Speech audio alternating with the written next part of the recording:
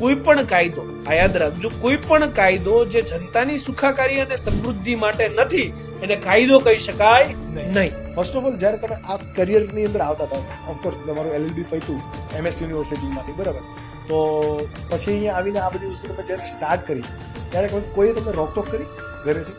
જ્યારે પહેલી વાર હુમલો થયો મારી ઉપર, તો અગેન કોઈ પણ માતા પિતા હોય એના સંતાનનું લોહી ના જોઈ શકે, એ ગમે તે જોઈ શકે, એ ક્યારે એના સંતાનનું લોહી ના જોઈ શકે, ઉકળી જાય, રાઈટ? તો મારી ઉપર હુમલો થયો, હોસ્પિટલાઇઝ થયો, પછી મારી માટે જીવનમાં 2 જંગ હતી ત્યારે. એક જંગ હતી જે હું સિસ્ટમ સામે લડતો, તો બીજી જંગ એ હતી કે કઈ રીતે મારે માતા પિતાને કન્વિન્સ કરવાના કે ઇન ફ્યુચર પણ હું આ રાષ્ટ્ર માટેના કામ કરી શકું. પ્રથમ મારી લાઈફનો વિડીયો છે, પ્રથમ વિડીયો છે એ સીમાડા નાકાનો હતો. અમે ગાડી લઈને જતા હતા, FOP નો જવાન ત્યાં હતો ને, એટલે મેં એને લીગલ પોઈન્ટ ઓફ વ્યૂ બતાવ્યો કે જો આ FOP નો વ્યક્તિ છે ને તો એ ક્યારેય વાહન ચાલકને રોકી શકે નહીં. આ રોકી રહ્યો છે ને ગેરકાયદેસર, તો એને મને ચેલેન્જ કરી, તો તારી પાસે હું LLB ડિગ્રી છે, તો તું તો બોલી તો એક તો નથી પોલીસ સામે, તું તો ડરપોક છો. તો કહેવાય ને કે નેગેટિવ ઇમ્પેક્ટ મગજમાં નાખી મારા કે નહીં તારાથી નહીં થાય. તો એ ચેલેન્જ સ્વરૂપે મેં સ્વીકારી લીધી કે થાય શું ને હું કરીને બતાવું. હનુમાન દાદા જેવું કામ કર્યું કે ભાઈ તમને યાદ કરાવી કે તમારામાં શક્તિ છે. એક તો તમારો અવાજ જે હોય છે મેજોરિટી પોલીસ સામે હોય છે, કારણ કે આપણે એવું કહી શકીએ પ્રશાસન, બટ એ પ્રશાસનમાં ચહેરો હંમેશા પોલીસનો હોય છે. સમાજની અંદર આ સિવાય પણ ઘણા બધા ખોટા કામ થઈ રહ્યા છે, તો આ બધા પર અવાજ શા માટે મેહુલ બોગરાનો હજી નથી આવ્યો? Police is an powerful authority by money and by knowledge of power, બંને સાઈડથી. એની પાસે પાવર છે કોઈ પણ વ્યક્તિને જેલમાં નાખી દેવાનો, ખોટો કેસ દાખલ કરવાનો, એને ટોર્ચર કરવાનો, રિમાન્ડ કરવાનો, આ બધું પાવર પોલીસ પાસે છે. એટલે કોઈ પણ વ્યક્તિ હિંમત ના કરી શકે પોલીસ પ્રશાસન સામે બોલવા. હું અગેન આની વિરુદ્ધમાં છું કે વકીલનું પ્રોફેશન કે ક્યારેય પ્રાઇવેટ હોવું જોઈએ નહીં, એ સરકાર હસ્તક જ હોવું જોઈએ. સરકાર જ પગાર આપે મેહુલ બોગરાને 1.5 લાખ 2.5 લાખ જે બી સિનારીઓમાં આવતો હોય, અને મારું કામ છે કોઈ પણ વ્યક્તિને ન્યાય આપવા માટે મફતમાં લડવું. તો આ દેશનો જે પણ ગરીબ વ્યક્તિ છે એને પણ ન્યાય મળશે, અમીર હશે એને પણ ન્યાય મળશે. હાલ સિનારીઓ એવો છે કે જો રામ જેઠમલાણી જેવો વકીલ હોય, કરોડ રૂપિયા ફી ચૂકો તો તમે બલાત્કારના કેસમાં બહાર નીકળી જાઓ. અને એક્શન કહેવાય, આ લોલીપોપ કહેવાય. હકીકતમાં એક્શન કોને કહેવાય? ફોર એક્ઝામ્પલ, એક સામાન્ય વ્યક્તિ જેનો કોઈ વાંક નથી પણ એ પોલીસ કર્મચારીના બૂટ ઉપરથી ગાડી ચલાવી દે, અથવા એને પોલીસ કર્મચારીના હાથ અડી ગયો કે XYZ કરે, તો પોલીસ કર્મચારીનો જ્યારે ઈગો હર્ટ થાય ત્યારે એને હંમેશા ફરિયાદ થાય. શું ફરિયાદ થાય? તો કે ફરજમાં રૂકાવટ કરી, પોલીસ કર્મચારી પબ્લિક સર્વન્ટને અસોલ્ટ કર્યો, એને હર્ટ કર્યો, બિનજામીન પાત્ર ગુનો, જેલમાં જવું પડે, FIR દાખલ થાય, પેલો બિચારો 30 દિવસ સુધી વકીલ રાખીને વકીલમાં 40-50 હજાર બગડશે, ત્યારે એ બહાર આવશે. જો આવી એક્શન સામાન્ય વ્યક્તિ ઉપર લેવાય, તો જ્યારે બાળકને મારવામાં આવે છે ત્યારે કેમ આવી એક્શન? ગૃહમંત્રીએ કહી દીધું હેલ્મેટ બધાને પહેરવું છે, તો પેલા પોલીસ કર્મચારીનો હેલ્મેટ પહેરાવડાવો, એ ખુદ નથી પહેરતા. 1 મહિનાની વાત કરું, વરાછામાં 4 એક્સિડન્ટ થયા ડ્રિંક એન્ડ ડ્રાઈવના, અને 5 લોકોના મૃત્યુ થયા, રાઈટ? તો મોટો ઇશ્યુ કયો છે? તો કે ડ્રિંક એન્ડ ડ્રાઈવ. એ લોકોએ હેલ્મેટ પહેરેલા જ હતા, 2 વ્હીલર લઈને માથે ચડાઈ દીધી તોય મરી ગયા. તો સરકારે હવે 1.25 કરોડનો દંડ લીધો ને, એટલે માટે આ મુદ્દો તમને કહું છું.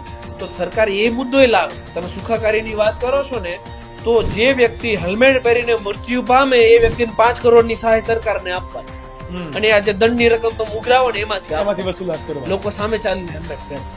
જો તમને એક દિવસ માટે ગુજરાતના હોમ મિનિસ્ટર બનાવ્યા હોય, શું તમે બદલાવ કરવા ઈચ્છો છો?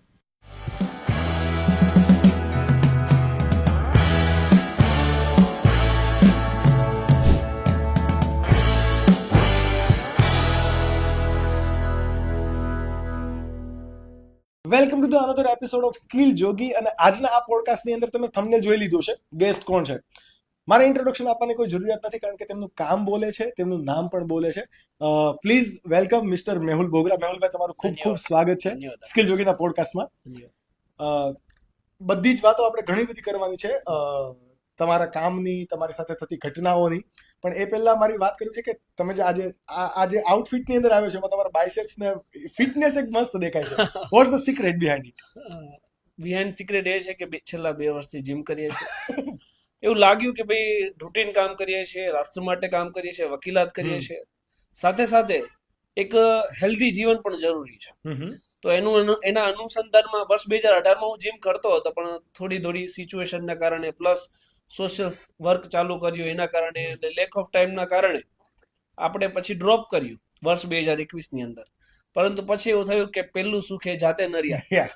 તો પછી એ સંદર્ભમાં છેલ્લા 2 વર્ષથી જીમ ચાલુ કરી એટલે થોડા ઘણા થોડા બાઇસેપ્સ biceps. ઇફેક્ટ આવે. અને હેલ્થ મેન્ટેન કરવી એ વધારે પ્રાયોરિટી હોવી જોઈએ. Six pack That doesn't that matter. doesn't matter. That doesn't Right. matter. મને પણ નથી. But how much you are foodie like બહારનું તમે જંક ફૂડ આઈ નો કે બહાર રહ્યા હશો એટલે આપણે ખાવાનું થાય જ right? તો what do મને you એક વસ્તુનો અફસોસ છે કે હું લેટ છું આ ફિલ્ડની અંદર. વર્ષ 2018 મેં જીમ ચાલુ કર્યું. હમ.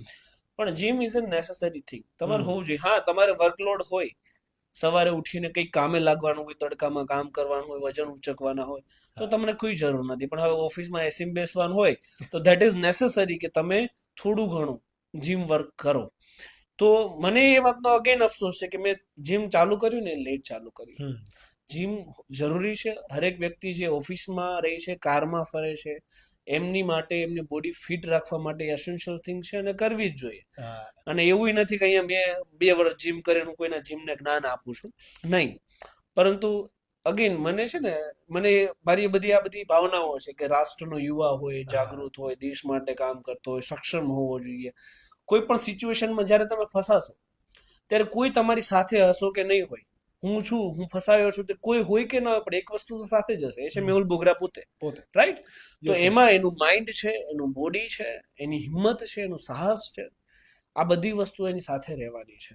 હવે માની લો કે મને કોલેસ્ટ્રોલ હોય, હું જાડો હોય, હું દોડી નથી શકવાનો, હું બોલી નથી શકવાનો, જાજુ બોલીશ તો હાંફી જવાનો છો, આવી બધી પ્રોબ્લેમો જો મને હોવાની છે તો હું શું રાષ્ટ્ર માટે અવાજ ઉઠાવવાનો છું? નહીં કરી શકું. તો અગેન એની માટે હેલ્ધી રહેવું ને એ નેસેસરી છે. આ કોઈ પણ પોલીસ સામે કે કોઈ પણ પ્રશાસન સામે અવાજ ઉઠાવવાનો હોય કે ભાઈ ખોટા ને ખોટું છે એવું કેવું હોય, ત્યારે પણ એક સામેવાળો વ્યક્તિ એક જો કોઈ પણ પતલો અને કહેવાય કે આપણે કુપોષણ તો ઓફકોર્સ ના કહી શકીએ, પણ એક વીક દેખાતો હોય તો એ અવાજ ઉઠાવશે તો સામેવાળા એની ઉપર ડોમિનન્સ થશે.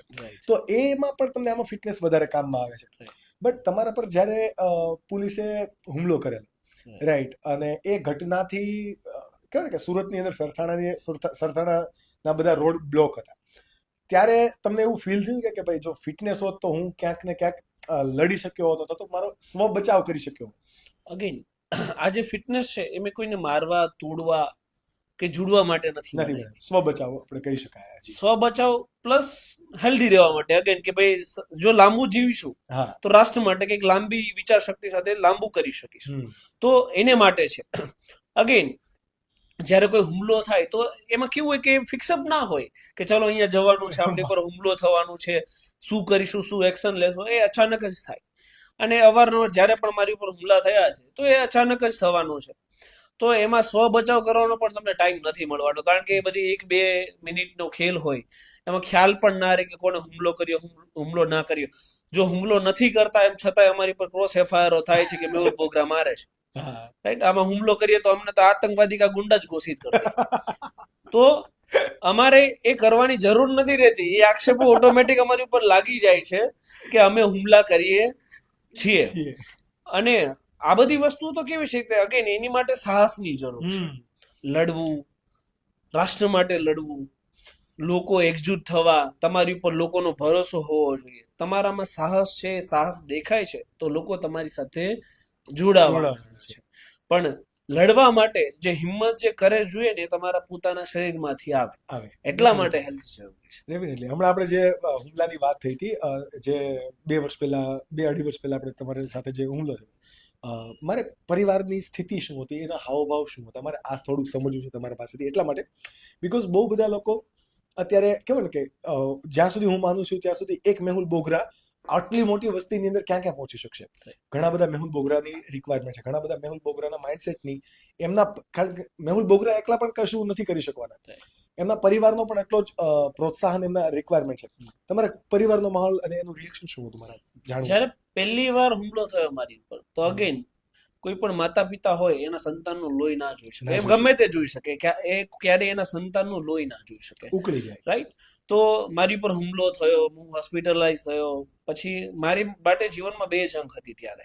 એક જંગ હતી જે હું સિસ્ટમ સામે લડતો, તો બીજી જંગ એ હતી કે કઈ રીતે મારે માતા પિતાને કન્વિન્સ કરવાના કે ઇન ફ્યુચર પણ હું આ રાષ્ટ્ર માટેના કામ કરી શકું. કેમ કે એમને ચિંતા હોય ને, એમની ચિંતા સ્વાભાવિક છે, કારણ કે એમને મને પાળી પોષી અને 22-23 વર્ષ સુધી એને મને મોટો કર્યો છે. તો એ સમજાવી દીધું, એ એંગલથી સમજાવ્યું છે કે રાષ્ટ્ર માટે કોકને તો આગળ આવવું જ પડે. ભગતસિંહ બધાને જોઈએ પણ બાજુવાળાના ઘરેથી નહીં. પહેલા શરૂઆત આપણે કરીએ, એક એવા વ્યક્તિને આપીએ જે રાષ્ટ્ર માટે કંઈક કરે. આપણામાંથી 5% લોકો જો કંઈક લેશે તો એ પણ કાલે ઉઠીને રાષ્ટ્ર માટે કંઈક કરતા થશે. અને જો એવો માહોલ બનશે, એક નહીં પણ એવા અનેક, હું કહું મેહુલ બોગરા બનવાની જરૂર નથી, તમે જે જાતે પોતે છો ને એ જ બનો.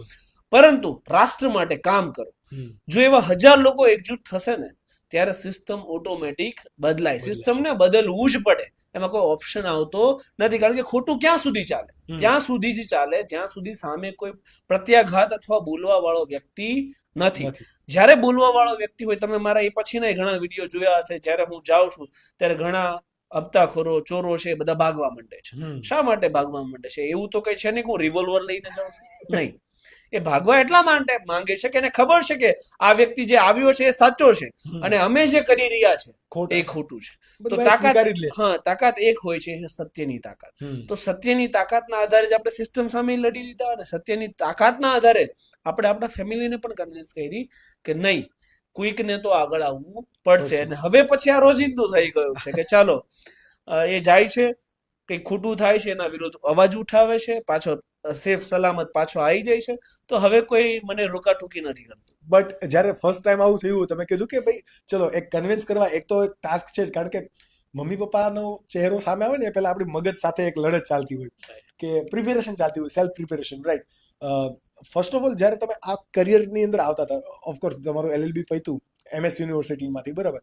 તો પછી અહીંયા આવીને આ બધી વસ્તુ તમે જ્યારે સ્ટાર્ટ કરી ત્યારે કોઈએ તમને રોકટોક કરી ઘરેથી? મને રોકટોક છે ને એ થઈ હતી ઉલટા વેમાં. સર્વપ્રથમ મારી લાઈફનો વિડીયો છે, પ્રથમ વિડીયો છે, એ સીમાડા નાકાનો હતો. ત્યારે એક FOP નો જવાન વિધાઉટ યુનિફોર્મમાં વાહન ચાલકોને રોકી રહ્યો હતો. તો કહેવાય ને કે કોઈ એક વ્યક્તિ હોય જે તમને ઇન્સ્પાયર કરતો હોય છે, નેગેટિવ વેમાં તો નેગેટિવ વેમાં પણ ઇન્સ્પાયર કરે. મારા મિત્ર છે, મારી સાથે જ હોય હંમેશા.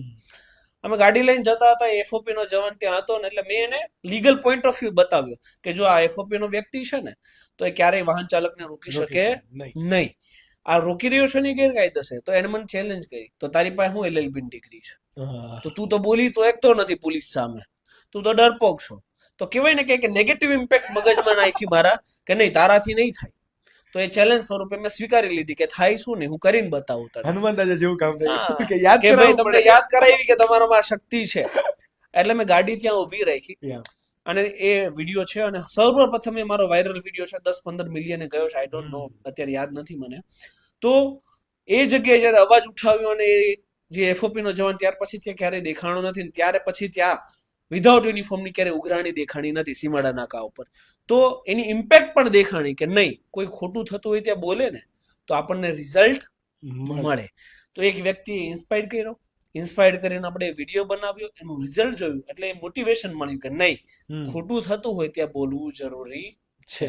અને ત્યાર પછી હારમાળાઓ છે, વિડીયોની હારમાળા તો છે જ, બટ તમને કોઈકે ઇન્સ્પાયર કર્યા અને તમારા કામ થ્રુ આટલા બધા લોકો ઇન્સ્પાયર થયા છે.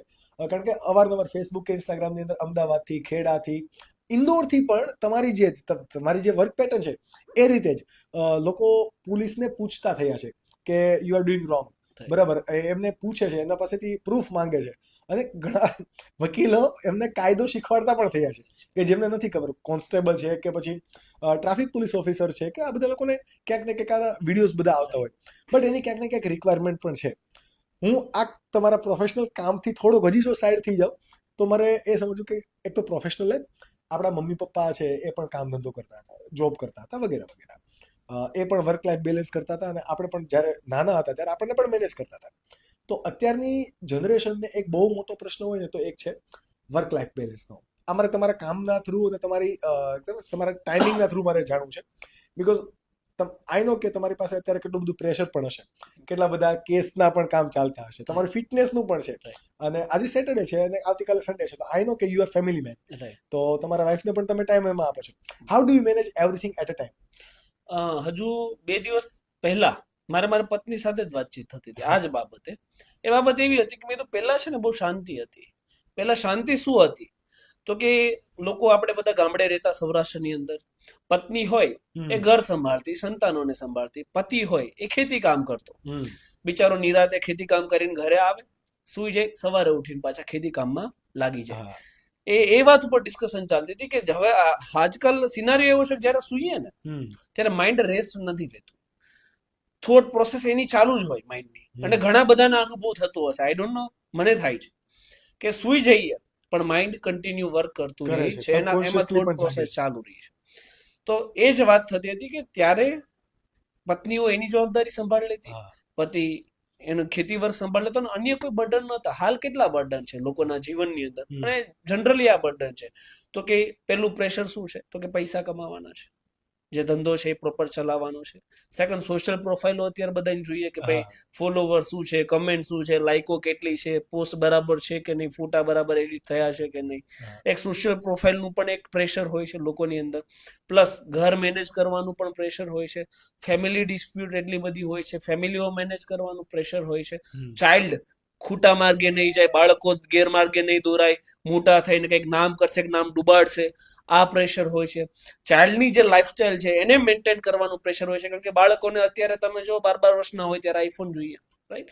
તો આટલા જે પ્રેશર છે ને હાઈ લેવલના, અને અગેન આ બધા પ્રેશરો આવ્યું, આ ડબલું આવ્યું પછી ફોનમાં. તો આ મેનેજ કરવું ને ઇટ્સ એન કોમ્પ્લિકેટેડ થિંગ્સ, અને જે મેનેજ કરી શકે ને એ આમાં પાર ઉતરી જાય.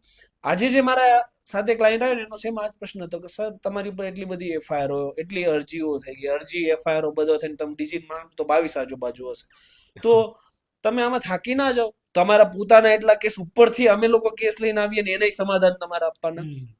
તો ત્યારે મારું સિમ્પલ એમને સોલ્યુશન એ હતું કે જ્યારે હું એવું વિચારીશ કે મારી ઉપર એટલા કેસો છે, હું એમાંથી ક્યારે નીકળીશ, લોકોના એટલા કેસો છે એ ક્યારે પૂરા કરીશ, ત્યારે હું રાષ્ટ્ર માટે જે કામ કરું છું ને ક્યારે નહીં કરી શકું. હું આમાં નામાં કાં તો સાયકો થઈ જઈશ, કાં ગાંડો થઈ જઈશ.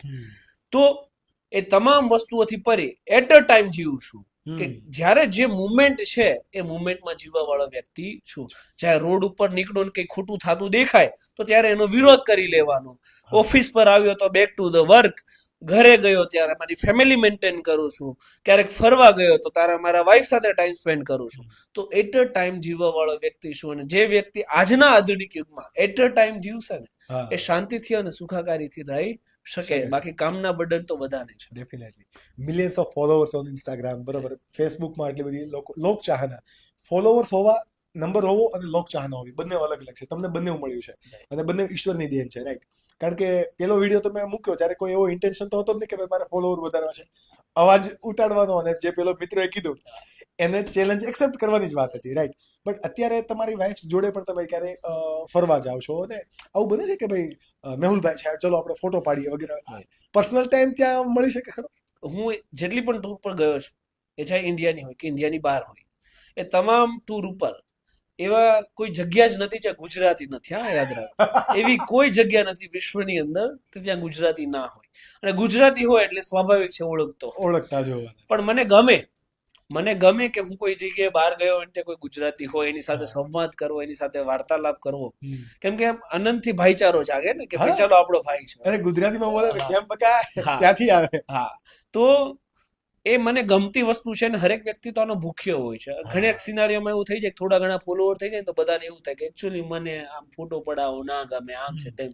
પણ ના, એ તો કોને ના ગમે કે ચાલો તમારી લોકચાહના છે, લોકો તમારી સાથે આવે છે, ફોટો પડાવે છે, તો એ ગમે. એનાથી આનંદ મળે ને એનાથી મોટિવેશન પણ મળે કે નહીં, આપણે જે કામ કરીએ છીએ એ લોકો સુધી પહોંચે છે, લોકો આપણને ચાહે છે, આપણને ચાહવાથી, આપણી સાથે રહેવાથી આપણને પ્રેરણા આપે છે કે આપણે હજુ આવું કામ કરવું જોઈએ.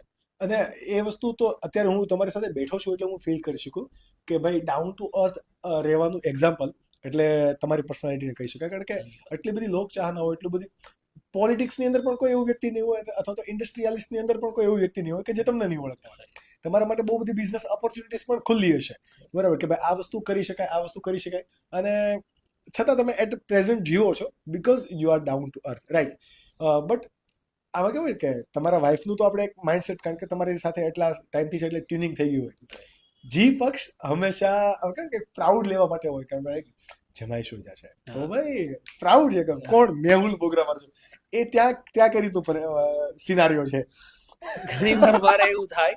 અને પ્રાઉડ મુમેન્ટ તો હોય જ છે. હરેક વ્યક્તિ જે સારું કામ કરતો હોય કોઈ પણ હોય, પરિવાર માટે તો એ પ્રાઉડ મુમેન્ટ જ કહેવાય. પરંતુ તકલીફ એ પડે કે કહેવાય ને કે તમે કીધું ને કે ભાઈ અમારા એક ઉંમર થાય તો કોઈ પણ કામ હોય એ પછી જાય નાનું હોય કે મોટું હોય, આપણે કંઈ પણ કામ કરતા હોય તો પરિવાર છે એ ના સમજી શકે કે ભાઈ આપણે કંઈ કામ કરતા શું આ શું તે શું, તો એ ડાયરેક્ટ ફોન કરવો, આપણને ઇન્ટરપ્ટ કરવા, આ બધી પ્રોસિડિંગ ચાલે. પણ અગેન વસ્તુ એ છે કે આપણે એ કરવા માટે તો અહીંયા આવ્યા છીએ, રાઈટ? કર્મ તો કરવાનું છે. પછી મારે વકીલાતનું હોય તોય ભલે, એ પછી મ્યુનિસિપાલિટીના કામ હોય તોય ભલે, આપણે હરેક વ્યક્તિને ગાઈડ કરીએ છીએ આપણા સફિશિયન્ટ અને આપણી અનુકૂળતાના સમય અનુસાર. એટલે છે બધાને પ્રાઉડ હોય છે. અને જી સિરીઝ સ્પેશિયલી સેકન્ડ ટાઈમમાં એવું હોય છે કે મારો સાળો છે એ હંમેશા મને ચીડવતો હોય છે. મારા જ્યારે વિઝ્યુઅલ તમે કદાચ જોયા હોય તો મારી ઉપર હુમલો થાય ત્યારે આપણે બોલીએ ને કે હુમલો, રાઈટ? કારણ કે લોકોને આઈડિયા આવે કે ભાઈ શું સિનારીઓ ચાલે છે. હા, તો કઈ પણ વસ્તુ થાય તો એ મને પહેલા એવો ટોન્ટ મારી દે કે જોજો કુમાર હુમલો ના થાય.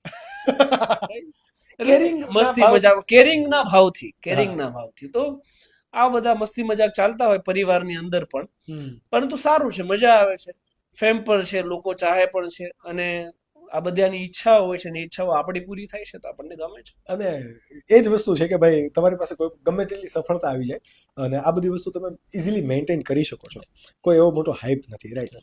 માય નેક્સ્ટ ક્વેશ્ચન ઇઝ કે એક તો તમારો અવાજ જે હોય છે મેજોરિટી પોલીસ સામે હોય છે, કારણ કે આપણે એવું કહી શકીએ પ્રશાસન, બટ એ પ્રશાસનમાં ચહેરો હંમેશા પોલીસનો હોય છે. સમાજની અંદર આ સિવાય પણ ઘણા બધા ખોટા કામ થઈ રહ્યા છે, લોકોથી પણ થઈ રહ્યા છે, મારાથી પણ કદાચ ને ક્યાંક થતું જ હશે, રાઈટ? બિઝનેસમાં પણ થઈ રહ્યા છે. તો આ બધા પર અવાજ શા માટે મેહુલ બોગરાનો હજી નથી આવ્યો આ બાજુમાં?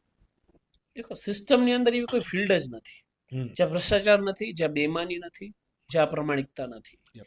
કહેવાય ને કે આપણે આ બધું ભૂલી ગયા છે ને એનું જ આ મુખ્ય જડ છે. એ આપણે શું ભૂલી ગયા છે કે આપણે નાના હતા ત્યારે આપણને માતા પિતા શીખવાડતા કે જો બેટા માના ખોટા સમ ના ખવાય, ખોટું ના કરાય, પાપ લાગે, પાપ પુણ્ય આ બધું આપણે ભૂલી ચુક્યા છીએ.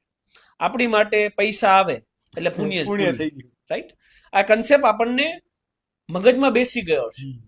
કોઈ સત્ય બોલતું નથી, ગીતા ઉપર હાથ મૂકીને બધા ખોટા સોગંદો ખાય છે, મા બાપના ખોટા સોગંદો ખાય છે. એનાથી કોઈને કોઈ ફરક પડતો નથી. બધાને ખબર જ છે કે સોગંદ ખાવાથી કોણ મરી જવાનું, રાઈટ?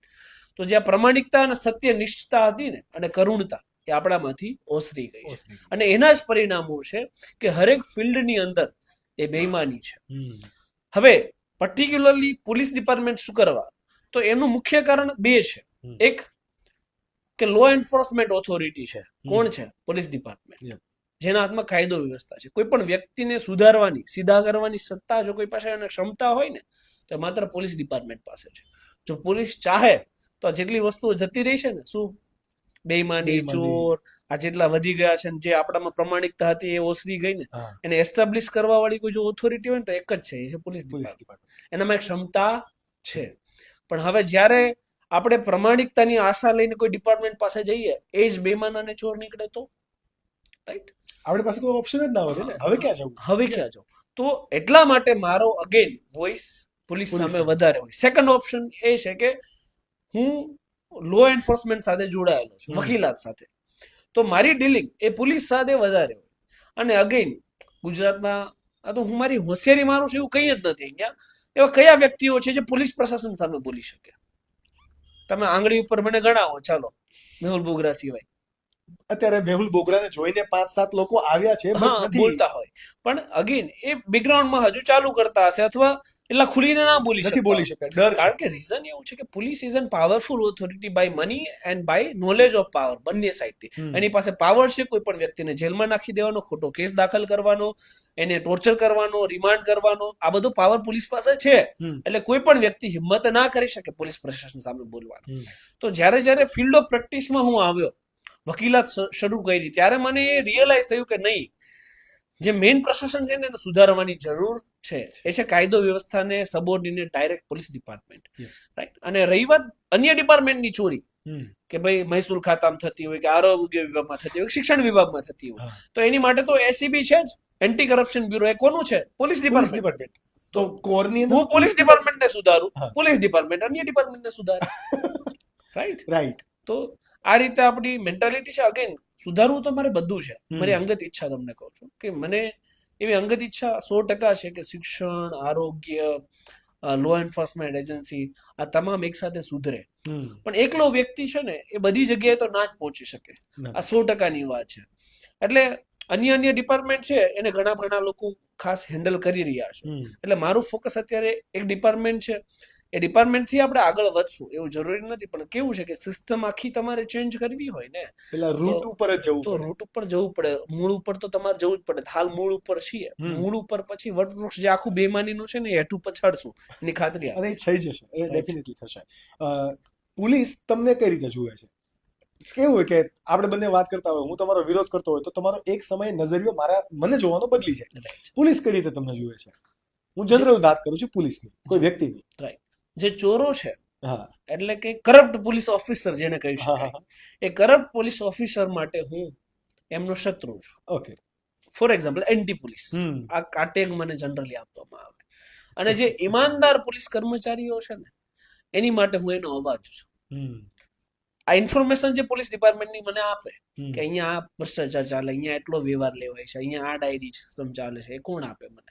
પોલીસ ડિપાર્ટમેન્ટમાંથી જ મને મળે. કોણ આપે? ઈમાનદાર પોલીસ કર્મચારીઓ જે સિસ્ટમથી ત્રસ્ત થઈ ગયા છે, જે ઈમાનદારીથી કામ કરે તો એને ટ્રાન્સફર મળી જાય, જે ઈમાનદારીથી કામ કરે તો એમને ડ્યુટી ઉપર ના લેવામાં આવે અથવા આદિવાસી વિસ્તારમાં પોસ્ટિંગ આપી દેવામાં આવે. તો એ લોકો માટે હું છે ને એમનો અવાજ છું. એ લોકો મારી સુધી ઇન્ફોર્મેશન પહોંચાડે અને પછી જ આપણે આ ભ્રષ્ટાચારીઓને સીધા કરીએ છીએ. તો બે એંગલ છે પોલીસ કર્મચારીઓ. જેને ઈમાનદારીથી જ કામ કરવું છે એની માટે હું સારો છું, અને જેને બેમાનીથી કામ કરવું છે એની માટે હું પોલીસ વિરોધી છું. પોલીસ તો ચલો એનું કામ કરે છે. પોલીસની અંદર પણ બે લોકો છે ને એક એવો વર્ગ પણ છે પોલીસની અંદર કે એક સારા પણ નથી અને ખરાબ પણ નથી. હું જસ્ટ ગવર્મેન્ટ જોબ કરું છું તો હું મારું સેલરી લઈશ. આ પણ એક ડિપાર્ટમેન્ટ, આ પણ એક વર્ગ પોલીસની અંદર છે.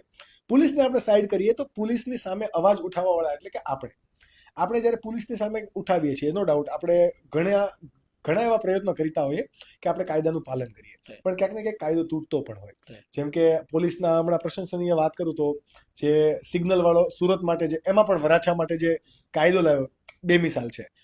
હેલ્મેટ વાળું જે લોકોને લાગતું હતું કે ભાઈ નહીં શોર્ટ, અને ઘણી વખત આવા કાયદા આવ્યા પણ છે. હેલ્મેટ પહેરવું કમ્પલસરી કર્યું તો એ પણ ફાયદાકારક છે. આમાં આ બંને ટ્રાફિક માટે જે આ પોલીસ તરફથી કાયદાઓ આપવામાં આવ્યા છે, I don't know the police or any specific department, but આને તમે સમાજની વ્યવસ્થાને કઈ રીતે જોવો છો કે ભાઈ આ બે કાયદા છે કઈ રીતે? કારણ કે ઘણા લોકો આનો વિરોધ પણ કર્યો છે. This is a penny matter. Signal, helmet, it's a penny matter. For example, traffic related. એની માટે કોઈ મહાન પેલી વસ્તુઓ નથી, અને એવું પણ નથી કે પોલીસ કોઈ મહાન કામ કરતી નથી. કારણ કે જ્યારે મને એવું થાય ને કે સિસ્ટમ મસાલા બહુ જોર છે, ત્યારે હું આંખ બંધ કરીને માત્ર એક સીન યાદ કરું છું. એ 26/11 નો આતંકવાદી હુમલો, જ્યારે તુકારામ ઓમલે હેડ કોન્સ્ટેબલ, જે નહીં હાથમાં ખાલી લાકડી હતી, એ વ્યક્તિ જ્યારે કસાબની ગાડી ઊભી રાખે ને ત્યારે કસાબની ગાડીનો દરવાજો ખોલી અને કસાબની હાથમાં જે AK-47 હોય એને બંને હાથે પકડી લે છે. એ કસાબ એ રિવોલ્વરથી AK-47 થી ફાયરિંગ કરે છે, એના સીનાની આરપાર ગોળીઓ નીકળી જાય ને તોય એ ગન નથી છોડતા, AK-47 છોડતા નથી અને વીર ગતિ પામે છે. તો જ્યાં સુધી આવા તુકારામ ઓમલે જેવા પોલીસ કર્મચારીઓ છે ને ત્યાં સુધી આપણા દિલમાં એવું થાય કે નહીં, આપણે સુકૂનથી ઓફિસ પર બેઠા છીએ, સુકૂનથી ઘરની અંદર બેઠા છીએ. તો એવા વીર જવાનો પણ છે કે જે દેશ માટે શહાદત હોરી લે. દેખાય છે કે સામે મોત છે, રાઈટ, અને ન્યા હું જાઉં એટલે મોતના મોઢામાં હાથ નાખવા જેવી વાત છે, એમ છતાંય જાય છે અને જીવતો પકડે છે. ધેટ ઇઝ મેટર, કે જીવતો પકડે છે. તો એ પકડી, અને ત્યાં એવું નહોતું કે મોટા ધુરંધર પોલીસ ઓફિસરો નહોતા, એ તો બિચારા હેડ કોન્સ્ટેબલ હતા. તે ACP, DCP, PI લેવલના હથિયારધારી પોલીસ કર્મચારીઓ સાથે હતા, પણ એમની કોઈ હિંમત નહોતી કે એ ગાડી પાસે જઈ શકે. એ તુકારામ ઓમલે હિંમત કરી, એ સાહસ બતાવ્યું અને કસાબને રંગે હાથે પકડ્યો. તો આવા જ્યારે પોલીસ કર્મચારીઓ છે ને ત્યારે આપણને સુકૂન ફીલ થાય કે નહીં, આપણે સેફ છીએ, આપણે સુરક્ષિત છીએ. પણ જ્યારે આવું કંઈક આપણે જોઈએ ને કે હમણાં રિસન્ટ સિનારીઓમાં આજના જે કેસની અંદર કે ભાઈ પોલીસ કર્મચારીઓ પૈસા લઈને મોલેસ્ટેશનની ફરિયાદ નથી લેતા, છેડતીની ફરિયાદ નથી લેતા, અથવા કોર્પોરેટરનો ભાઈ છે એટલે છેડતીની ફરિયાદ નથી લેતા. ત્યારે આપણને એમ થાય કે આપણે કઈ સિસ્ટમની અંદર જીવી રહ્યા છીએ. હેલ્મેટ છે, સિગ્નલ છે, ઇટ્સ એન પેની મેટર. એનાથી કોઈ ના તો પોલીસ ડિપાર્ટમેન્ટને એવોર્ડ મળી જાય કે ના એને કઈ આપણે ડાઉનગ્રેડ બતાવી શકીએ, પરંતુ જે રિયલિસ્ટિક કામ છે ને એ છે જસ્ટિસ આપવો, રાઈટ? કોઈ પણ વ્યક્તિની અંદર ન્યાય આપવો. અને હું પહેલેથી આમાં માનું છું, જો બેંકોનું નેશનલાઇઝેશન થાય, બેંકોમાં રૂપિયા છે તો રાષ્ટ્રીયકરણ થયું ને, કારણ કે સરકારને ફાયદો છે. ડેફિનેટલી. તો જસ્ટિસ સિસ્ટમ એની સાથે કોણ આવે તો કે પોલીસ, વકીલ, હેલ્થ એટલે ડોક્ટર, શિક્ષણ એટલે કે ટીચર. તો આ લોકોનું નેશનલાઇઝેશન કેમ ના થાય? હું અગેન આની વિરુદ્ધમાં છું કે વકીલનું પ્રોફેશન એ ક્યારેય પ્રાઇવેટ હોવું જોઈએ નહીં. એ સરકાર હસ્તક જ હોવું જોઈએ. સરકાર જ પગાર આપે મેહુલ બોગરાને 1.5 લાખ 2.5 લાખ જે બી સિનારીઓમાં આવતો હોય. અને મારું કામ છે કોઈ પણ વ્યક્તિને ન્યાય આપવા માટે મફતમાં લડવું. તો આ દેશનો જે પણ ગરીબ વ્યક્તિ છે એને પણ ન્યાય મળશે, અમીર હશે એને પણ ન્યાય મળશે. હાલ સિનારીઓ એવો છે કે જો રામજેઠ મલાણી જેવો વકીલ હોય, કરોડ રૂપિયા ફી ચૂકવો તો તમે બલાત્કારના કેસમાં બહાર નીકળી જાઓ. અને જો કોઈ વ્યક્તિ એની ઉપર ખાલી આરોપ છે બલાત્કારનો, હકીકતમાં તો એ ગર્લફ્રેન્ડ બોયફ્રેન્ડ હતા, તો એ વ્યક્તિની પાસે પૈસા નથી સારો વકીલ રાખવાનો, તો એ 1.5, 2, 3 વર્ષે જેલમાં પણ રહેવાનો છે. તો આ જસ્ટિસ ના કહેવાય, આ ઇક્વાલિટી ઓફ લો ના કહેવાય. હરેક વ્યક્તિને કાયદાની સમાનતા મળે છે, તો આપણે કઈ રીતે કહી શકીએ કાયદાની સમાનતા છે? તો આ વસ્તુઓ આ રાષ્ટ્રની અંદર થવી જોઈએ. અને આની માટે હરેક વ્યક્તિએ આગળ આવવું પડે. લોકોને સમજવું પડશે કે આ આપણે યાર ખોટું થઈ રહ્યું છે. આપણને તો જસ્ટિસ મળતો જ નથી. આપણને જસ્ટિસના નામે શું મળે તો કે કોર્ટમાં જાય તો તારીખ મળે કે આવતા મહિને પાછા આવજો. 3-3, 4-4 વર્ષો પેની જેવા કેસો ચાલે. તો આમાં લોકો જયારે સમજતા થશે, લોકો ઈમાનદાર લોકોને ચૂંટતા હશે, આ અગેન મુદ્દો ન્યા જ આવશે કે સિસ્ટમની અંદર જયારે ઈમાનદાર લોકો હશે ત્યારે એ આવું વિચારી શકશે કે આ બધી વસ્તુઓ સરકારી હોવી જોઈએ, તો કોઈ પણ વ્યક્તિને ન્યાય મળે. અગેન પોલીસ દળની વાત કરીએ તો તમારો જે પ્રશ્ન હતો કે ભાઈ હેલ્મેટ આ તે, અને પોલીસ અમુક એવા હોય છે કે એને કઈ લેવા દેવા નથી સારું કામ કરવું કે ખરાબ કામ કરવું. પોલીસને લેવા દેવા એટલા માટે નથી કે તમે સુરત શહેરની વાત કરીએ ને આપણે, તો સુરત શહેરની અંદર અંદાજિત 6000 પોલીસ કર્મચારી છે. સુરત શહેરની વસ્તી છે 70 લાખ. ડિવાઈડ કરીએ તો પોલીસ કર્મચારીઓ છે જ નહીં એવું કહી શકાય, નહિવત છે. 60,000 પોલીસ કર્મચારીઓ હોય ત્યારે સુરત શહેર છે ને એનો લો એન્ફોર્સમેન્ટ યોગ્ય થાય. પછી કે પોલીસની 24 કલાકની ડ્યુટી છે, ક્યાં જરૂર છે 8-8 કલાક રાખો ને. તમે હોમ ડિપાર્ટમેન્ટ થોડુંક તો બર્ડન લે, 60,000 પોલીસ કર્મચારીઓ કરી દે હરેક સિટીની અંદર જ્યાં જરૂર છે, તો આરામથી જસ્ટિસ સિસ્ટમ છે એ ચાલે. સુરત શહેરની અંદર 25 જજ છે, ડિસ્ટ્રિક્ટ કોર્ટની અંદર 26 જજ છે, તો કઈ રીતે ચાલે? ઓછામાં ઓછા 200 થી 250 જજ હોવા જોઈએ આટલા મોટા સિટીની અંદર. તો કોઈ પણ વ્યક્તિને સમયસર ન્યાય મળે, તો કોઈ પણ વ્યક્તિ છે એ એવા માહોલમાં રહી શકે કે નહીં અહીંયા અમારી સમૃદ્ધિ છે, અહીંયા અમારી સેવા થાય છે, અને અહીંયા અમારી સુખાકારી જળવાય છે. તો આ બધો માહોલ બનાવવા વાળા લોકો નથી સિસ્ટમની અંદર નથી. બટ આ એક પ્રોબ્લેમ છે, જે સિસ્ટમની અંદર લોકો નથી. સોલ્યુશન શું છે આ પ્રોબ્લેમ વિશે તો આપણે બધા જાણીએ છીએ, અને કદાચ જે કોઈ પણ જાગૃત નાગરિક છે એને પણ આ બધી વાતોની ખબર જ હશે કે આવું હોવું જોઈએ, આવું હોવું જોઈએ, પણ થતું નથી. Where is the solution? કેમ નથી થતું? અને એવું કરવું હોય તો લોકોએ જાગૃત થઈને શું કરવું જોઈએ? એક તો છે ઈમાનદાર બનીને વોટિંગ કરવું જોઈએ, પણ એ પણ આપણા હાથમાં નથી. સામાન્ય માણસ એવી રીતે એક્સક્યુઝ આપે છે ને કે ભાઈ વોટની અંદર પોલિટિક્સ છે, તો ક્યારેક એવું કહે છે કે ભાઈ ઈવીએમ મશીનથી લોકો સાચા નથી ચૂંટાતા, એ ફ્રોડ છે. તો એ તો આપણે બદલી નથી શકવાના. તો સોલ્યુશન શું છે? ઈવીએમ મશીન તો ઠીક છે, લોકો જ ફ્રોડ છે એવું કહી શકાય અત્યારે, કે જે અમુક લોકો આવી વાતો કરે છે કે ઈવીએમ ફ્રોડ છે, પણ એમાં કદાચ ફ્રોડ બીજી જગ્યાએ થતો. તકલીફ અહીંયા એ પડે છે કે આપણી ગુજરાતીની કહેવત છે કે આપણી હેઠે પાણી આવે ને ત્યારે જ આપણને ટાઢું લાગે. તો સેમ કન્સેપ્ટમાં આજનું જ એક એક્ઝામ્પલ છે કે રાજકોટથી એક ભાઈ મારી પાસે આવ્યા હતા, જેની સાથે 3-4 કેસો થઈ ગયા હતા, એમાં વકીલ પણ જવાબદાર હતો, રાઈટ? તો એ મને કહેતા હતા કે આ બધી સિસ્ટમમાં હું આવ્યો ને ત્યારે મને ખબર પડી કે આ સિસ્ટમ તો જોર છે. પેલા તો રૂટીન મારી લાઈફ જીવતો હતો, અહીંયા હું બહુ ફર્સ્ટ ક્લાસ જીવતો હતો, હવે હેરાન પરેશાન થઈ ગયો છું. 2-3 કેસ થઈ ગયા મારી ઉપર, અને બધા ખોટા કેસો. તો ત્યારે મારે એમને એ જ કહેવાનું હતું કે હરેક વ્યક્તિ એ સિનારીઓથી જ આજકાલ જીવન જીવે છે. શું જીવન જીવે? તો કે સવારે ઉઠવાનું.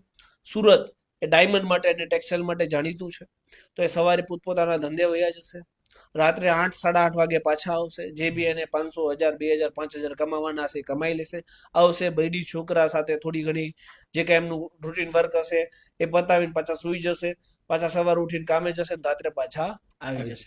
આ રૂટીન વર્કમાંથી વ્યક્તિ બહાર આવતો નથી. ક્યારેય એ વિચારતો નથી કે રાષ્ટ્ર માટે શું જરૂરી છે, શું નથી. આપણા ઘરની બહાર કોઈ ગરીબ વ્યક્તિ છે ભાઈ જે ભૂખ્યો સૂતો છે, આપણા ઘરની બહાર એક ગરીબ વ્યક્તિનો એક બાળક છે જેને પહેરવા કપડાં નથી, એને શિક્ષણ નથી મળતું, બ્રિજની નીચે 10 છોકરાઓ એવા સૂતા છે જેને પાસે શિક્ષણ મેળવવાના કોઈ સોર્સિસ નથી.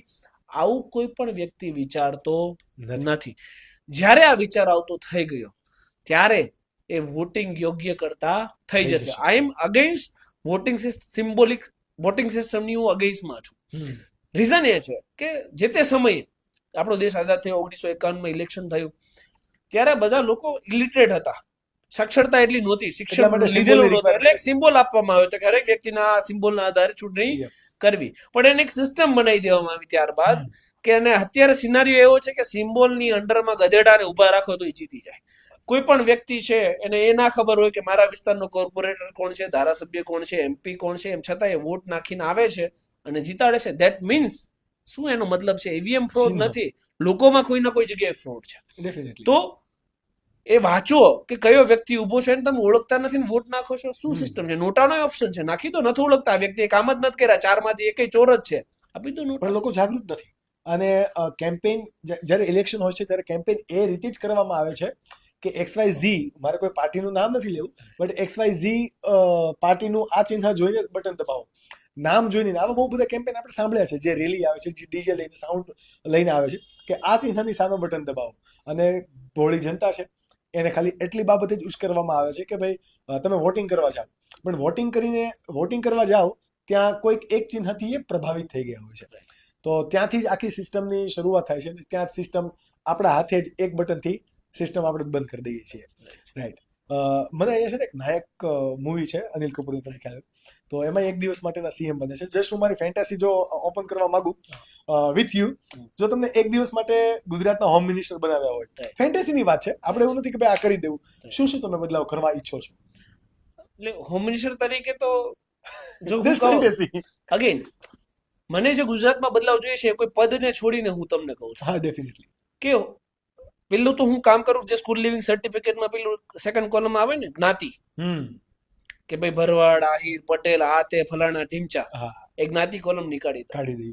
જ્ઞાતિ પૂછવી ઇઝ એન ઓફેન્સ, એ ગુનો હોવો જોઈએ. હરેક આ દેશનો વ્યક્તિ એ ભારતીય છે. જ્ઞાતિ એ માત્ર ને માત્ર વોટ તમારી પાસેથી ખંખેરવા માટેનો એક જરિયો છે, કાસ્ટિઝમ ફેલાવવા માટેનો એક જરિયો છે, લોકોને બાંટવાનો એક જરિયો છે. જ્ઞાતિવાદ ક્યારેય હોવો જોઈએ નહીં. એ કોલમ જ નીકળી જાય તો એ મેટર અત્યારે ડિસ્પોઝ થઈ જાય, પૂરી થઈ જાય. ડેફિનેટલી. સેકન્ડ કામ જે હું કરું, કે મેં જે હમણાં કીધું કે આરોગ્ય, શિક્ષણ, જસ્ટિસ સિસ્ટમ, પોલીસ અને વકીલો, આ બધાનું નેશનલાઇઝેશન થઈ જવું જોઈએ. હરેક વ્યક્તિ છે એ સિસ્ટમની અંદર પોતાનો યોગ્ય અવાજ ઉપાડી શકે એની માટે આ બધી ફિલ્ડો સરકારી જ હોવી જોઈએ. અત્યારે સરકારી એટલા માટે નથી થતી કે સ્કૂલોની અંદરથી 20% કમિશનો મળે છે, રાઈટ? તો એટલા માટે નથી થતી. ત્રીજી સિસ્ટમ જે હું એસ્ટાબ્લિશ કરું છે, ઘણા પોલીસ કર્મચારીઓ એવું ઘણી વાર મને એક્યુઝેશન લગાડે, તમે પોલીસ માટે તો કઈ વિચારતા નથી. અલા ભાઈ, એ પાવર જ મારી પાસે નથી. વકીલોને, હું વકીલ છું, તો હું કઈ રીતે તમને પ્રમોશન, ડિસમિઝલ, તમારો પગાર વધારો, તમારું રિફોર્મ, આ બધું હું કઈ રીતે કરી શકું?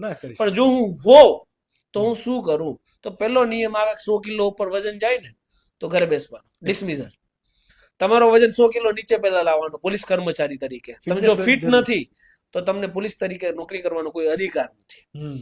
સેકન્ડ નિયમ એ હોવો જોઈએ કે કોઈ પણ પોલીસ કર્મચારી 8 કલાકથી વધારે ડ્યુટી કરવો જોઈએ નહીં. પોલીસ બળ જ એટલું હોવું જોઈએ. મેં કીધું ને કે સુરતની અંદર 60,000 પોલીસ કર્મચારીઓ જોઈએ, રિક્વાયરમેન્ટ છે. તો 8 કલાકની ડ્યુટી હશે એટલે એને કામનું ફ્રસ્ટ્રેશન જ નહીં હોય. એટલે એ કોઈ પણ વ્યક્તિ સાથે તોછડાઈથી ક્યારેય વાત જ નથી કરવાનો. પોલીસ ડિપાર્ટમેન્ટમાં અને કોઈ પણ પોલીસ સ્ટેશનની અંદર કોઈ પણ વ્યક્તિ જાય એટલે ઓફિશિયલ વર્ડ સર અને મેડમ હોવા જોઈએ. કોઈ પણ સામાન્ય ગરીબ આવે તોય ભલે, અને મોટામાં મોટો તરમખા આવે તોય ભલે, એને સર કયો અને મેડમ કયો. કારણ કે જ્યાં સુધી એ આરોપી હોય, ગુનેગાર સાબિત ના થાય ત્યાં સુધી ગાળ દેવાનો અધિકાર તો કોઈને છે જ નહીં, રાઈટ? અને કોર્ટે તો સાબિત કર્યો નથી તો તમે ગાળો દઈને શું કરવા બોલાવો છો, રાઈટ? તો ઓફિશિયલ વર્ડ હોવા જોઈએ છે સર અને મેડમ, ચાહે કોઈ પણ હોય, રાઈટ? તો આવા બધા જયારે રિફોર્મ આવે, અગેન થર્ડ પોઈન્ટ, પોલીસ કર્મચારીનો એ ચાહે કોઈ પણ એનો રેન્ક હોય, એનો મિનિમમ સેલેરી 1.5 લાખ થી 2 લાખ રૂપિયા હોવી જોઈએ. ભ્રષ્ટાચારને મોટામાં મોટું પ્રોત્સાહિત આપતું કોઈ પણ એક માધ્યમ હોય ને એ છે કે ઓછો પગાર.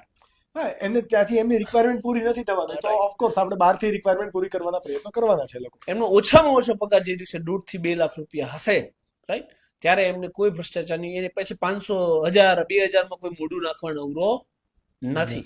તો આ બધી જ્યારે સિસ્ટમ એસ્ટાબ્લિશ થાય, અને પોલીસ સ્ટેશનના અત્યારે સ્ટ્રક્ચર જુઓ તમે, કે કયા સ્ટ્રક્ચરમાં, તો કે ભાઈ ઓલા પતરાના ડોમ આવે ને એ ગોઠવીને પોલીસ સ્ટેશન બનાવી દીધું, ચોકી બનાવી દીધી છે. એમાં પાણી ભરાય ને એમાં કચરો થાય ને એમાં આગે લાગે ને બધા રેકોર્ડ ખરાબ થઈ જાય. અને સિસ્ટમ જોવો તો આદિ અનાદિકાળ પહેલાના કોમ્પ્યુટરો છે.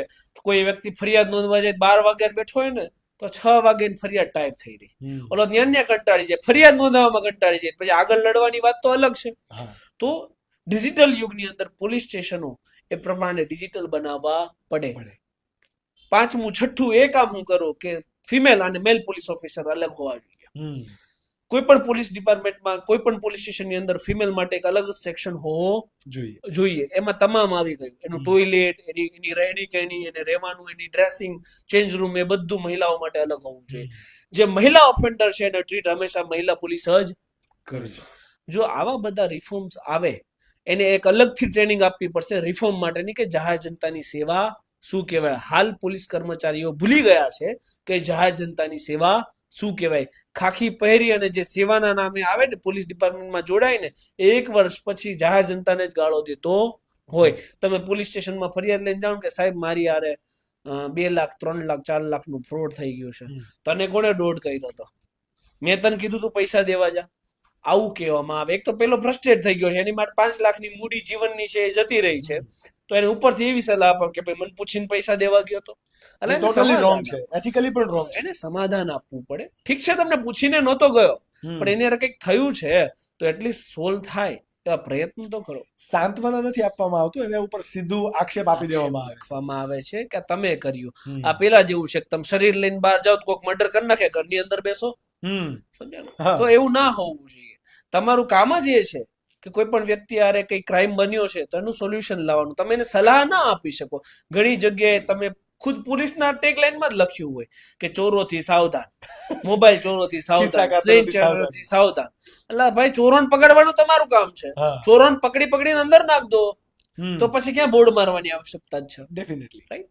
તો ઘણા બધા રિફોર્મની જરૂર છે. પણ આ રિફોર્મ થતા કેમ નથી? આ તમે જાણો છો આવી રીતે. આઈ નો કે ઘણા બધા લોકોએ જેને LLB કરેલું છે, LLM કરેલું છે, એ લોકો પણ આવું ઘણું બધું જાણતા છે, એમના પોતાના વિચારો પણ હશે.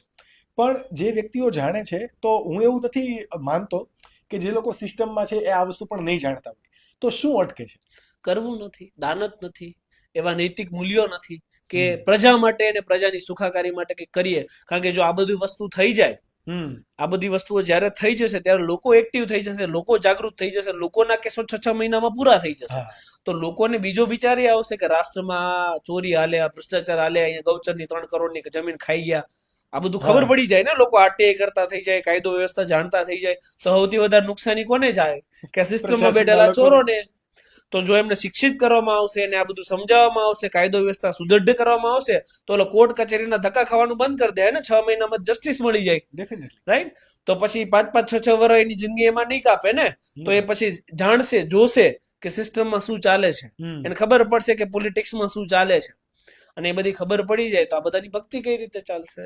તો એ બધાની ભક્તિ બંધ થઈ જાય, એ ના થાય ને એટલા માટે આ લોકોને આ રીતે ત્રાહિમામ કરીને રાખે કે ભાઈ ચલો સિસ્ટમને તો નથી જ કરવું, બરાબર, એમની તો નીતિ નથી, અથવા તો દાનત નથી, નૈતિક મૂલ્યો નથી, એ બધું એક્સેપ્ટેબલ. બટ લોકો આ બધી વસ્તુ કરાવડાવવા માટે જાગૃત કઈ રીતે થઈ શકે? આ તમારો અવાજ છે, તમે વાત કીધું કે આ વસ્તુ થવું જોઈએ. લોકો અહીંયાથી કેવા એક્શન્સ લઈ તો સરકાર કે પ્રશાસનની અંદર અથવા તો કોઈ પણ હોદ્દેદાર વ્યક્તિઓ છે મજબૂર થશે? લોકોને મજબૂર કરવા પડે, પ્રશાસનને. અને મજબૂર કઈ રીતે થાય? કે જે કે ફાલતુના ટાઈમપાસ હોય ને એ બંધ કરવા પડે. ફાલતુના ટાઈમપાસ જેમ કે સોશિયલ મીડિયા ઉપર કલાકો રીલું જોવી, પોસ્ટો મૂકીને એ ચેક કરવું કેટલી લાઈકો આવી, કેટલી કોમેન્ટો આવી. Social media it's an powerful equipment, આ યાદ રાખજો, અવાજ ઉઠાવવા માટે, જેનો ઉપયોગ આપણે કરીએ છીએ, હું ખુદ કરું છું.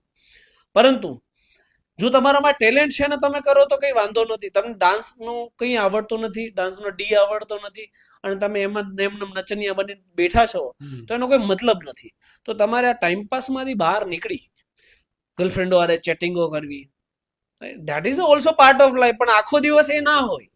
એમાં એ તમારે સમજવું પડશે. ઘણા યુવાનો મને ફોન કરે, સાહેબ કે મને પ્રેમ થઈ ગયો તો સાચો મૂકીને જતી રહીશ, હું મરી જઈશ, રાઈટ? મતલબ ભાઈ મારે હારે આવતો રે, હું તને લગાવી દઈશ, તને રોજ તને હું તારે જ મુલાકાત કરાવી દઈશ, પછી કઈ તું ખાલી હાથે આવી જા. તમારે કઈક કરવું છે તો રાષ્ટ્ર માટે કરો, રાઈટ? પ્રેમ પણ થાય એવું ના હોય, યુવાની હોય પ્રેમ પણ થાય, પણ પ્રેમ જ બધું છે એવું જરૂરી નથી. અને સાચો જો કોઈ પ્રેમ હોય ને દેશની અંદર, દુનિયાની અંદર, તો એ છે રાષ્ટ્ર પ્રેમ. એનાથી મોટો કોઈ પ્રેમ હોતો નથી. આજનો યુવા છે ને એ થોડોક ડાયવર્ટ થઈ ગયેલો છે ને એટલે જ આ બધી તકલીફો છે. આજના યુવાને પ્રશ્ન પૂછવા પડશે, સિસ્ટમને પ્રશ્ન પૂછવા પડશે. તમે હમણાં રિસેન્ટ તમે જો કાલે પીએમ શ્રી આવ્યા હતા સુરતની અંદર, મને કોઈ પ્રોબ્લેમ નથી, એમનું ગુજરાત છે એ કે છે એ પ્રમાણે, મારા મત મુજબ તો જનતાનું છે, તો એ આવે એ જાય એમનો પ્રશ્ન છે. પરંતુ તમે જુઓ ને તો એક આખા રૂટ બંધ કરી દેવા, કિલોમીટરના કિલોમીટર સુધી લોકોને હેરેસમેન્ટ આપવું, એક વીઆઈપી કલ્ચર આખું રેલીઓનું, કે ભાઈ ગૃહમંત્રી નીકળે તોય સિગ્નલો ઉપર લોકોને ઊભું રહી જવાનું, મુખ્યમંત્રી નીકળે તોય ઊભું રહી જવાનું, વડાપ્રધાન નીકળે તોય ઊભું રહી જવાનું. ખાલી એક ડિપાર્ટમેન્ટનો મંત્રી, કેબિનેટ મંત્રી એ નીકળે તો સાથે બે ગનવાળા હોય. શું તમે તમારા જાતને શું સાબિત કરવા માંગો છો? અમે તો વોટ નાખીને તમને જીતાડ્યા છે. તમે કે અવકાશમાંથી મંત્રી બનીને આવ્યા છો? પીએમ તમે અવકાશમાંથી બન્યા છો? નહીં, અમે બનાવ્યા છીએ. તો તમે જે જનતાથી જ આગળ આવ્યા છો, ગુજરાતની જનતા તમને આગળ પહોંચાડી છે, તો એનાથી તમને શું થ્રેટ છે? હું એ સમજી શકું કે પીએમ છે તો એમને થ્રેટ હોય થોડા ઘણા, પરંતુ એના માટે જનતાને એટલું મોટું હરેસમેન્ટ એ ક્યારેય હું સહી શકું નહીં. અને હરેસમેન્ટ નો કોઈ અંત નથી, કારણ કે હું ત્યાંથી પસાર થયો હતો એટલે મને ખબર છે કે કલાકો સુધી ગાડીઓને ઉભા રાખી દેવાના, એ તો ક્યાંનો ન્યાય? આપણને તો એ ના સમજાય કે આ તો બધું કેવા તુરમખા હશે જેને આપણે જીતાડ્યા છે, કે આપણને જ હરેસમેન્ટ કરવાનું. ચાહે એમ્બ્યુલન્સ હોય તો પણ ભલે, કોઈ વ્યક્તિની ઇમરજન્સી હોય તો પણ ભલે, કોઈ પણ વ્યક્તિની બોર્ડની, બાળકોને બોર્ડની એક્ઝામો હતી તો બોર્ડની એક્ઝામ હોય તોય ભલે વ્યક્તિઓને સિગ્નલ ઉપર ઊભું રહી જવાનું, એમની ગાડીઓ નીકળી જાય પછી આપણે જવાનું. તો કોઈ પણ વ્યક્તિ એ લાઈનમાં ઉભો છે પણ અવાજ નથી ઉઠાવતો, સારી મારી ગાડી તો નીકળશે, એ ગમે એટલો વીઆઈપી હોય એના ઘરે, મને ચેક કરી લો, હું કઈ AK-47 લઈને આવ્યો છું તો મારી ગાડી નીકળશે. આવું બોલવા વાળો કોઈ પણ વ્યક્તિ નથી હોતો. લોકો સહન કરે છે. હું તમને બ્રિટિશરો જે આપણી ઉપર રાજ કરીને ગયા ને એનું એક ઉદાહરણ આપીશ, કે ત્યાંના પીએમ ગાડી લઈને નીકળ્યા હતા અને એમને ખાલી સીટ બેલ્ટ ગાડીમાં નહોતું પહેર્યું, અને લાઈવ કર્યું ફેસબુક લાઈવ, તો બ્રિટિશ ટ્રાફિક પોલીસે એમને પેનલ્ટી ઠોકી દીધી. તો વિચારો કે કાયદો વ્યવસ્થા કેટલી સક્ષમ છે, કે પીએમ પણ કાયદાથી ઉપર નથી. અહીંયા તો ખુલ્લી જીપ્સીમાં એમને માટા મારતા હોય, ડોરમાંથી બહાર નીકળતા હોય, 4-5 ફંટરિયા બહાર ટીંગાતા હોય નેતાના જે બી હોય પીએ. તો સિસ્ટમ આ થઈ ગઈ છે. તો આ સિસ્ટમમાં આંગળી ચીંધી અને બોલવા વાળા વ્યક્તિઓ જ નથી. યુવાઓમાં એ હિંમત જ નથી કે બોલી શકે. અને બોલો તો શું થાય? શું થાય? કઈ ના થાય. લોકો ત્યાં ઉભા ઉભા રીલ બનાવે છે બટ અવાજ નથી ઉઠાવતા. વ્યક્તિ ગયા અથવા તો એમએલએ ગયા કે પીએમ ગયા કે સીએમ ગયા, એક્સવાયઝી, આ કાફલાનો મુદ્દો હોય કે પછી કોઈ વ્યક્તિને ટ્રાફિક પોલીસ વાળો ખોટી રીતે હેરાન કરીને 200-500 તોડવા માટે ગાળ દેતો હશે તો કોઈ વ્યક્તિ ત્યાં નહીં બોલી શકે કે ભાઈ તું એને ગાળ દેમાં. તમે મહેસૂલ વિભાગમાં જાઓ, તલાટી પાસે જાઓ, કોઈ પણ વ્યક્તિ પાસે જાય તો તમને તારીખ ઉપર તારીખ આપી દે, ભાઈ અઠવાડિયા પછી આવશે, અઠવાડિયા પછી આવશે. જેવા 500 આપશો એટલે ઓન ધ સ્પોટ કામ થશે. વ્યક્તિ ન્યાય એ નહીં બોલી શકે તો 2 અઠવાડિયાથી ધક્કો શું કરવા ખવડાવતો હતો. તો જે યુવા છે ને એમાં પ્રશ્ન પૂછવાની હિંમત જ નથી. યુવામાં પણ પુરુષ અને મહિલા આ બે સેપરેટ કરીએ તો અત્યારે નો ડાઉટ તમારા પ્રયાસોથી અને તમારા કામ પછી ઘણા બધા પુરુષોએ સાહસ કર્યો પણ છે અથવા તો ઇન્ટરેસ્ટ લીધો છે. કદાચ જેમ કે મેં ક્યારે સાહસ નથી કર્યો પોલીસ સામે બોલવાનો કે એમને પ્રશ્ન પૂછવાનો, બીકોઝ મારે એવી કોઈ ફરજ નથી પડી. બટ હું ઇન્ટરેસ્ટ લઉં છું આ બધી વાતમાં. ફિમેલમાં મેજોરિટી લોકો આમાં ઇન્ટરેસ્ટ જ નથી લેતા આ આખા સેક્ટરમાં, કે રાષ્ટ્રમાં શું થઈ રહ્યું છે, શું કરપ્શન છે, શું બદલાવ આવી શકે. એવા નો ડાઉટ હોય, એવું નથી કહેતો કે બધી જ મહિલાઓ નથી લેતા, બટ મેજોરિટી એ વર્ગ એવો છે કે નથી લેતા. બહુ જ નહિવત છે. અને હું જ તમને કહીશ, મારી ફેન ફોલોઈંગ મને બતાવે અને મને એ જ વ્યક્તિ ફોલો કરતો હોય જેને રાષ્ટ્ર માટે દાજ હોય, તો મારી ફેન ફોલોઈંગમાં less 5% એ સ્ત્રીઓ છે, કારણ કે જેન્ડર બતાવે. તો આપણને કોઈ ના કોઈ જગ્યાએ એવું લાગે કે સ્ત્રીઓને રાષ્ટ્રના નિર્માણ માટે કોઈ રસ નથી. પણ અને એનું પણ મુખ્ય કારણ છે કે પેલા તમે જો તો માતાઓ હતી ને એ ભણેલી ગણેલી નથી, પણ એમ છતાંય એનું ઉદાહરણ હું પણ છું, એમ છતાં એના સંતાનો છે એ ડોક્ટર બનતા, વકીલ બનતા, એન્જિનિયર બનતા, મોટા મોટા કામ કરતા, ઉદ્યોગપતિઓ બનતા, ના ભણેલી હોવા છતાં. હાલની માતાઓ ભણેલી ગણેલી છે, તો એમના સંતાનો સોશિયલ મીડિયામાં નચનિયા બનીને ઠુમકા મારે છે. તો Followers વધારે છે. તકલીફ આ છે કે માતાઓ જ અત્યારે જે છોકરું જન્મ ના હોય તો ઇન્સ્ટાગ્રામ અકાઉન્ટ બની ગયું હોય અને ત્યાં રીલો પોસ્ટિંગ થતી હોય છોકરાની, નાચતા શીખવાડે XYZ. અરે એમાં કઈ વાંધો નથી, પરંતુ હું અગેન એન્ડ અગેન મેં ઘણી વાર આ વસ્તુઓ કીધી છે કે જો ભગતસિંહ જોતા હોય, જો શિવાજી મહારાજ જોતા હોય તો માતા વિદ્યાવતી કૌર અને માતા જીજાબાઈ જોઈએ. જો એ ના હોય તો કોઈ દિવસ ભગતસિંહ કે શિવાજી મહારાજનો જન્મ ના થાય. આશા પણ ના રાખી શકાય. તો આજની માતાઓને સમજવું પડશે કે મારે મારા સંતાનને શું બનાવવું છે, અને એ તમારું સંતાન તમારા ગર્ભમાં છે ને ત્યારથી તમને સંસ્કાર આપવા પડે. પણ આજકાલના સિનારિયામાં જે માતાઓ સંસ્કાર આપે છે ને એ મને નથી સમજાતું. અને ઘણી વાર હું ઇન્સ્ટાગ્રામમાં ક્યારેક રીલો જોતો હોય ને તો તને થાય કે ભાઈ આપણે આ બંધ કરી દઈએ. રીઝન એ છે કે એમાં કઈ ક્રિએટિવ શીખવાની વસ્તુઓ કઈ જ ના આવે. કાં તો અંગ પ્રદર્શન, આમાંય ઘણા ફેમિનિસ્ટ કદાચ કોમેન્ટ સેક્શનમાં આવી જશે ને એનો મને કોઈ વાંધો નથી, વિરોધ કરો, તમારો અધિકાર છે. કદાચ મારી સામે જ બોલી શકશો, પ્રશાસન સામે ભલે ના બોલી શકતા હોય, Adjust કરો. હા, તો એ બાને શીખશે કે પ્રશાસન સામે ક્યારેક બોલાય.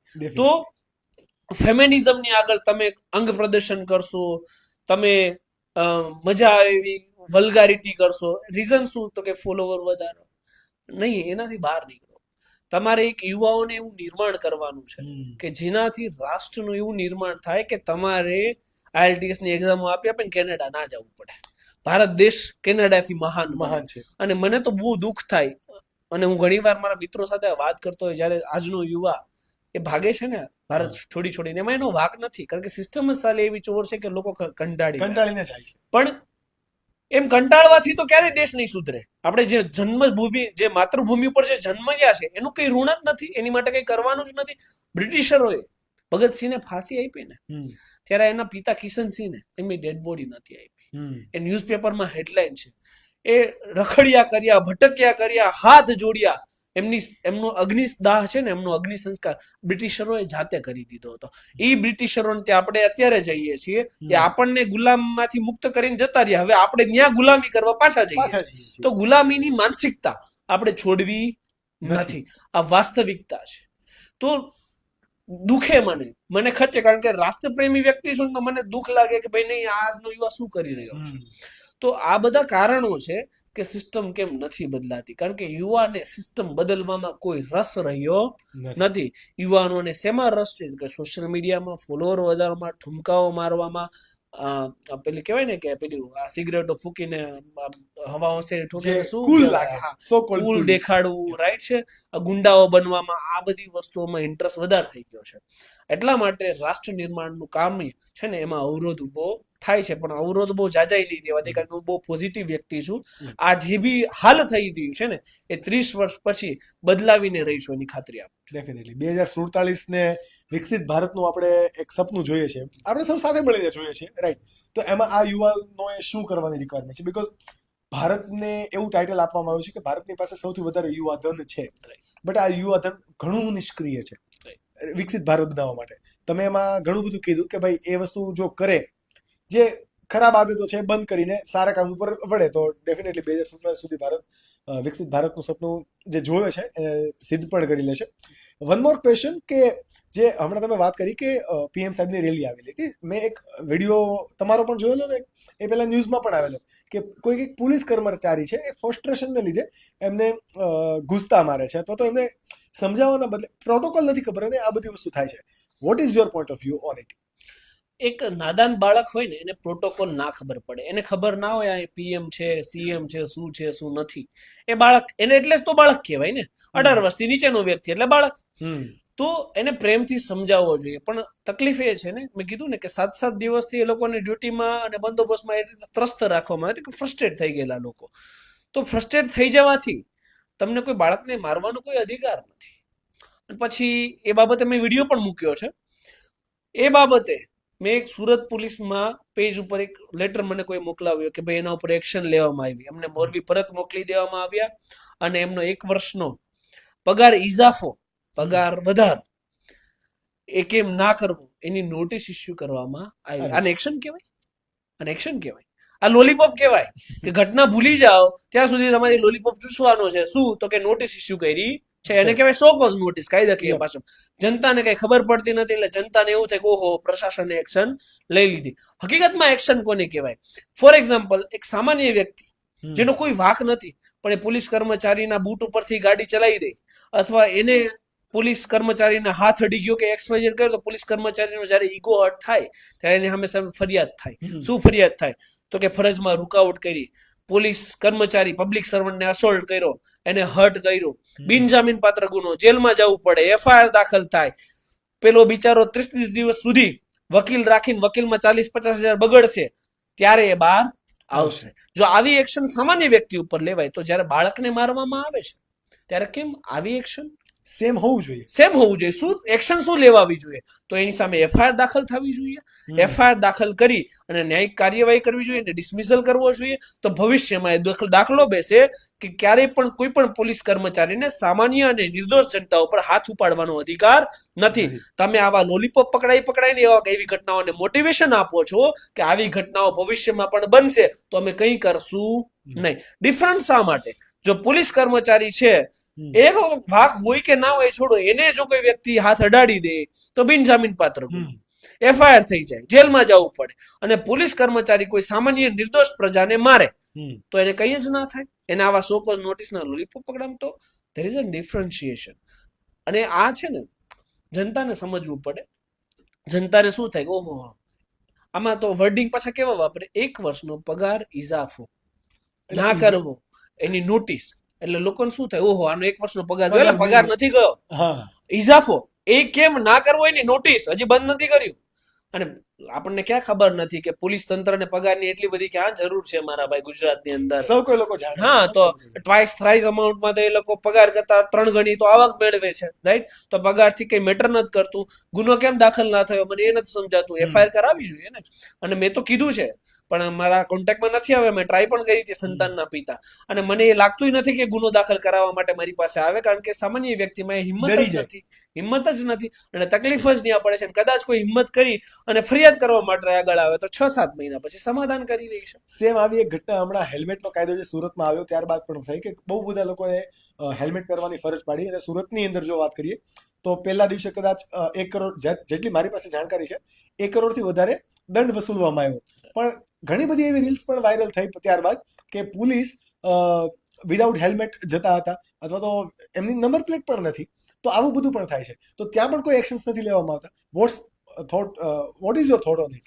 એટલે હેલ્મેટની તમે વાત કરી ને, એટલે હું તમને કહું છું કે હેલ્મેટના કાયદાને લાવવા માંડીને રાતોરાત તાબડતોડ, રાતે હેલ્મેટ પહેરો, દિવસે હેલ્મેટ પહેરો, ટૂંકમાં ગુફામાં બેસીને ગાડી ચલાવો, સાઈડમાં ભલે તમને કાંઈ ન દેખાય, આવો સિનારીઓ છે. તો હેલ્મેટ બાબતે 1 દિવસની અંદર 1.25 કરોડનો દંડ લીધો સુરતીઓ પાસેથી. ખાલી સુરતની જ વાત છે.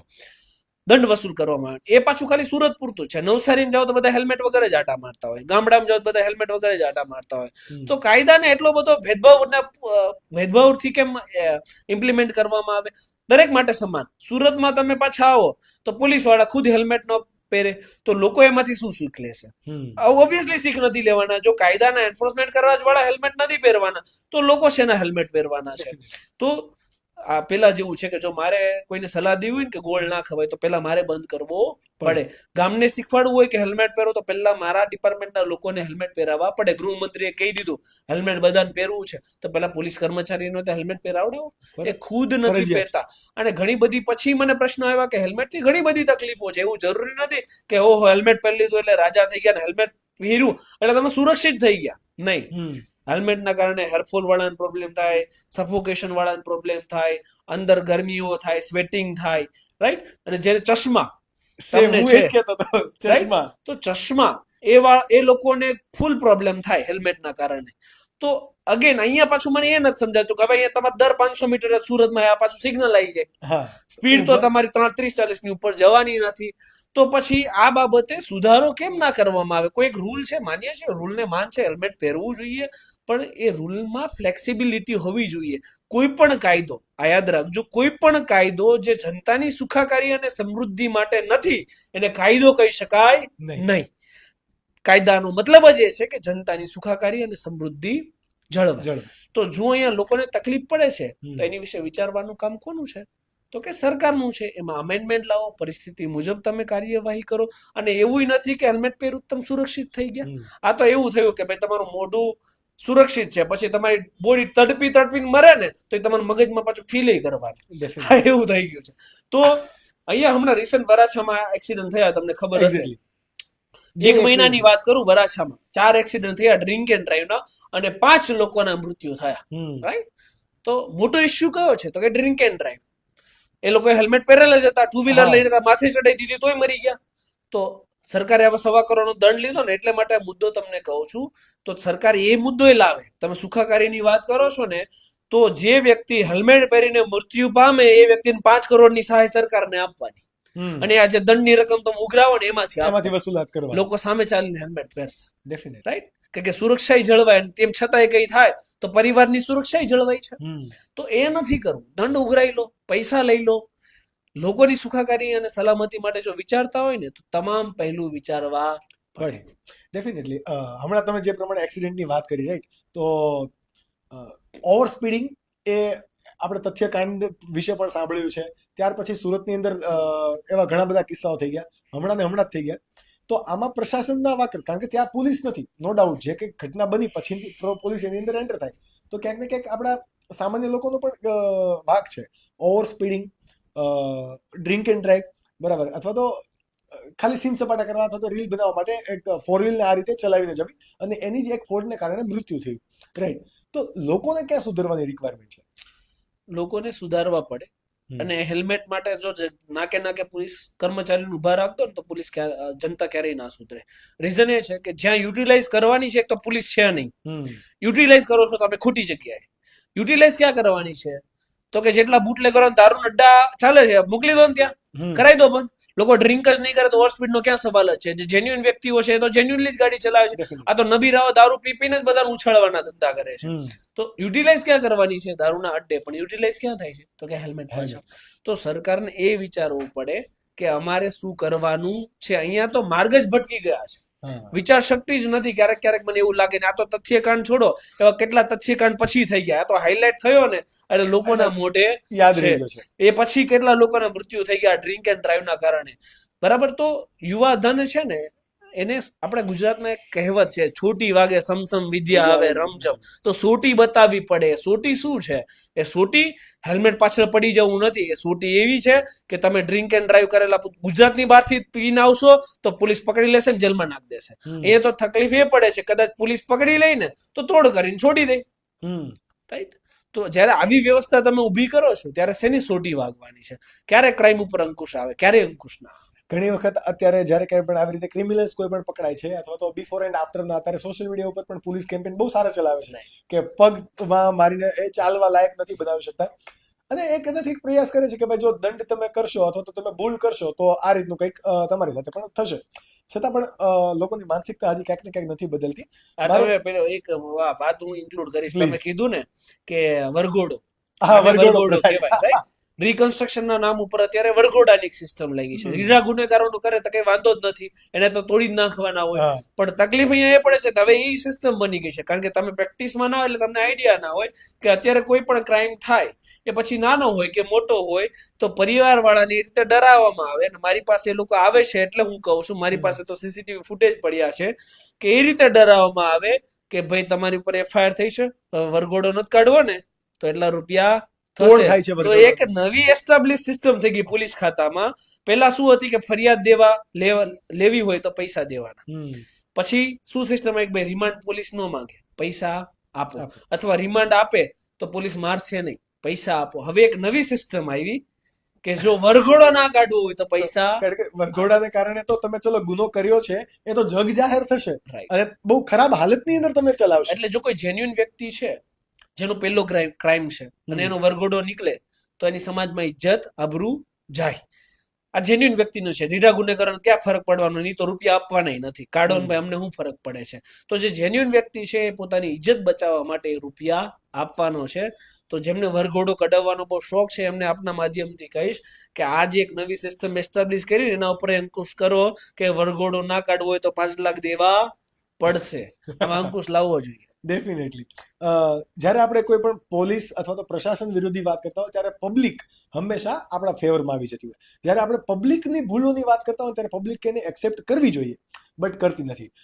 વિથ યોર પરમિશન, હું આપણે સુરતના અંદર જ એક વ્યક્તિ એવા છે કે જે લોકો રોંગ સાઈડમાં જાય છે તો એમને રોકે છે. નો ડાઉટ કહેવાની મેથડ છે એ લોકોને નહીં ગમતી હોય, બટ મારા અંદાજે એ વ્યક્તિ સાચું કહી રહ્યા છે કે ભાઈ રોંગમાં ના જાઓ, તમે ફોલ્ટ કરો છો, રીત ખોટી હોઈ શકે, ભાષા શબ્દો ખોટા હોઈ શકે. આ વિશે મારે તમારા પોઈન્ટ ઓફ વ્યૂ સમજવા છે અને એ લોકોને સમજાવવું છે કે જેને એક્સેપ્ટ નથી કરતા કે તમે રોંગ કરો છો, કોઈક રોંગ કહે છે તો તમે એક્સેપ્ટ નથી કરતા અને તમે એવી એક્સપેક્ટેશન રાખો છો કે ભાઈ તમે કહો છો તો પ્રશાસન બદલી જશે. Your thought please. હું આમાં એવું માનું છું કે જનતા, જ્યારે તમે સમગ્ર જનતાની વાત કરો છો, પબ્લિક એ ક્યારેય દમદાટીથી ગાળ્યો દઈને સુધરતી નથી. હું તમને એ સત્ય સાંઈ બાબાનો એક એક્ઝામ્પલ આપીશ કે આખી જિંદગી ભિક્ષા માંગી, કટરો લઈ અને માંગવા જાય, ખાય. ઘણા લોકો એને ઢોંગી કહેતા, ધતિંગવાળો કહેતા, ગાળો દેતા, એમ છતાંય એને સમાજને સુધાર્યો, દૂષણોમાંથી મુક્ત કર્યો. તો એ ક્યારે થયો? ગાળો દઈને. જો સાંઈબાબા ગાળો દેત તો આજે સાંઈબાબા બની આવો? ના બની આવો. હું એવું નથી કહેતો કે ભાઈ જે કામ કરે છે ખોટું કરે છે, નહીં, એ જરૂરી છે. વ્યક્તિ રોંગ સાઈડમાં ના ચાલવા જોઈએ, ટ્રાફિકના નિયમોનું પાલન કરવા જોઈએ. પરંતુ અહીંયા વસ્તુ અગેન એવી આવે છે કે નિર્બળનો કોલર પકડવો ને, it's an too much easy thing. તમારામાં બોલવાનો પાવર નથી, તમારામાં ક્ષમતા નથી, તો તમે કોઈ નિર્બળનો કોલર પકડી લો, હલે ગાડી પાછળ લઈ લે, પાછળ લેવી જ પડશે. એ પછી ટીમ્પા વાળો મજૂર હોય કે ગમે તે હોય, તો એ કોઈ તમારી વીરતા નથી. અને હું એવું માનું છું કે ચાલો એ કામ સાચું છે, ચાલો એને બળ પ્રયોગ કરીને પાછા વાળ્યા, પરંતુ શું એ જગ્યા ઉપર બીજા દિવસે ટ્રાફિક પોલીસ કર્મચારી ઉભો હતો કે લોકો રોંગ સાઈડમાં ના ચાલે? કેમ? તો સિસ્ટમને પડી જ નથી કે લોકો રોંગ સાઈડમાં ચાલે, હેલ્મેટ વગર ચાલે, ખાડામાં પડે, મરી જાય, અમને કોઈ લેવા દેવા નથી. જો સિસ્ટમ જ લોકોને સુધારવા નથી માંગતી ને, તો આવા પિયુષભાઈ કે આવા મેહુલભાઈ ગમે એટલા થાય, સિસ્ટમ ક્યારેય સુધરે નહીં. સિસ્ટમને લોકોને સુધરવા પડે. આ આપણું ગુજરાતી કે આપણા સમાજના કે અન્ય કોઈ પણ વ્યક્તિઓ ગુજરાતી જે હોય, અહીંયા જે સિગ્નલ ફોલો નથી કરતા, એ મુંબઈ જાય સિગ્નલ ઉભા રહી, ગુજરાતથી મુંબઈ જાય એટલે રે, દુબઈ જાય તો તેવડ છે સિગ્નલ તોડવાની? નથી તેવડ. કેમ નથી તેવડ? તરત જ દંડ, રૂપિયા વયા જાય સીધા તમારા અધિરામની અંદર, રાઈટ? અને તોડી નાખે. તમારે એકવાર સિગ્નલ તોડો, લાખ રૂપિયા જાય તમને, રાઈટ? તો તકલીફ એ પડે છે કે સિસ્ટમ સ્ટ્રોંગ હોવી જોઈએ, ના કોઈની જરૂર નથી. રોંગ સાઈડમાં લોકો ઓટોમેટિક નહીં જાય, પરંતુ પ્રશાસનને જ નથી પડી અને તમે રાડો નાખીને પાછા વાળ્યા કરશો અને ગાળો દીધા કરશો તો શું ફરક પડવાનો છે? કઈ ફરક નથી પડવાનો.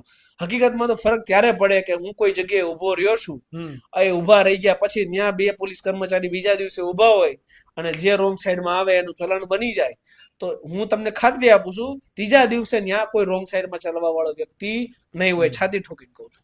તો તકલીફ એ જ પડે છે કે નિર્બળ સામે બળ પ્રયોગ ના હોય, એને સમજાવવા પડે, પ્રેમથી સમજાવવા પડે. જાહેર જનતાને તમારે પ્રેમથી સમજાવવી પડે. જો તમારે કોઈનો કોલર પકડવાનો, પ્રશ્ન પૂછવાનો અને આંખમાં આંખ નાખીને રાડ નાખવી હોય અને સુધારવું હોય ને, તો સૌથી પહેલા પ્રશાસનને સુધારવું પડે. ડેફિનેટલી. આપણે જ્યાંથી પોડકાસ્ટ ચાલુ કર્યો હતો એ ટોપિક પર હું જો આવું પોડકાસ્ટને કન્ક્લુડ કરવા માટે, તો પ્રશાસનને સુધારવા માટે સૌથી પહેલા અહીંયા પણ પ્રશાસન જો ફિટ હશે તો એ માનસિક રીતે કેવાય કે સ્ટેબલ હશે, ફ્રસ્ટ્રેશન નહીં હોય, મેન્ટલી ફિટ હશે, એવી રીતે ફિઝિકલી પણ ફિટ હશે. બરાબર? તો આ પ્રશાસનના લોકોને તમે ઓફકોર્સ તમે શું ટિપ્સ આપવા માંગો છો ભાઈ? How can they be a fit? મેં લગભગ ક્યારે કોઈ નેતાને જીમ કરતા, ડાયટ ફોલો કરતા લગભગ ભારત દેશની અંદર જોયો નથી. બધાની મોટી મોટી તોંદ નીકળેલી હોય છે. ખાધે બીજે સુકી સુદામાં એવું ટાઇટલ કે જે લોકો હાઇટમાં અને પોલીસની નોકરી લેવા માટે ફિટ નથી ને, એ હોમ મિનિસ્ટર બનીને બેઠા છે. તો એવો સિનારીઓ આપણે અહીંયા છે. તો તકલીફ એ છે કે વ્યક્તિઓને ખુદ સમજવું પડશે કે મારી હેલ્થ શું છે, મારી ફિટનેસ શું છે.